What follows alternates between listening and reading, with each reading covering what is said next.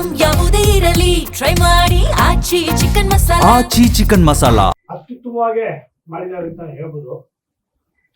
ಪ್ರತಿಯೊಬ್ಬರನ್ನು ಬೇಡ್ಕೊಳ್ಳೋದೇನಪ್ಪ ಅಂತಂದ್ರೆ ಪ್ರತಿಯೊಬ್ಬರು ಬರಬೇಕು. ಕನ್ನಡ ಚಿತ್ರ ಸಿನಿಮಾ ಥಿಯೇಟರ್ಗಳನ್ನು ನೋಡಿದ್ರೆ ಕನ್ನಡ ಚಿತ್ರನೂ ಉದ್ಧಾರ ಆಗುತ್ತೆ, ಕನ್ನಡ ಚಿತ್ರರಿಂದನೂ ಉದ್ಧಾರ ಆಗುತ್ತೆ ಅನ್ನೋ ಒಂದು ನಮ್ಮ ಕಳಕಳಿಯ ಪ್ರಾರ್ಥನೆ ನಿಮಗೆ.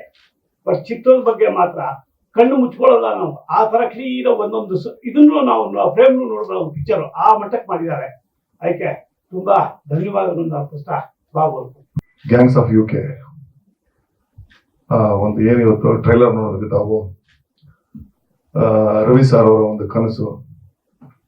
ಅವ್ರು ಫಸ್ಟ್ ನನಗೆ ಕತೆ ಹೇಳಿದಾಗ ಅವರ ಹೇಳಿದ ಒಂದು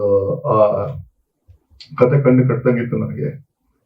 ತದಾದ ನಂತರ ನಾವೇನು ಶೂಟಿಂಗ್ ಹೋದೋ, ಏನು ಸತತವಾಗಿ ಒಂದು 45ರಿಂದ 50 ದಿವಸ ಏನು ಶೆಡ್ಯೂಲ್ ಶೂಟಿಂಗ್ ಮಾಡಿದೀವಿ, ಪ್ರತಿಯೊಂದು ಹಂತದಲ್ಲೂ ಕೂಡ ತನಗೇನು ಬೇಕು, ತನ್ನ ಕತೆಗೆ ಏನು ಬೇಕು ಅದನ್ನ ಅಚ್ಚುಕಟ್ಟಾಗಿ ತೆರೆ ಮೇಲೆ ತರೋದಕ್ಕೆ ಸಾಕಷ್ಟು ಕಸರತ್ನ ಮಾಡಿದ್ದಾರೆ.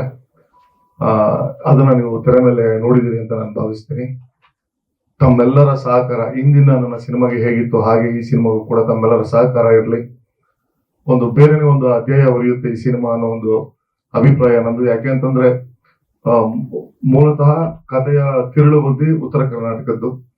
ಅಲ್ಲಿಯ ಒಂದು ಮಣ್ಣಿನ ಸೊಗಡನ್ನ ಬಹಳ ಅಚ್ಚುಕಟ್ಟಾಗಿ ಹೇಳೋ ಒಂದು ಪ್ರಯತ್ನ ಮಾಡಿದ್ದಾರೆ ನಿರ್ದೇಶಕರು. ಜೊತೆಗೆ ರಮೇಶ್ ಅವರ ಕತ್ತಿ ಹರಿತವಾದಂತ ಸಂಭಾಷಣೆ ಏನಿದೆ ಅದಕ್ಕಿನ್ನ ಪೂರಕವಾಗಿದೆ ನಮಗೆ. ತಮ್ಮೆಲ್ಲರ ಪ್ರೋತ್ಸಾಹ ಇರಲಿ. ಇದೇ ತಿಂಗಳು ಏಪ್ರಿಲ್ 10ಕ್ಕೆ ಚಿತ್ರ ತೆರೆಗೆ ಬರ್ತಾ ಇದೆ. ತಮ್ಮೆಲ್ಲರ ಪ್ರೋತ್ಸಾಹದಿಂದ ಚಿತ್ರ ಯಶಸ್ವಿಗೊಳಿಸ್ಬೇಕು ಅಂತ ಹೇಳಿ ತಮ್ಮೆಲ್ಲರಲ್ಲೂ ಕೇಳ್ಕೊಂತೀನಿ. ಧನ್ಯವಾದಗಳು.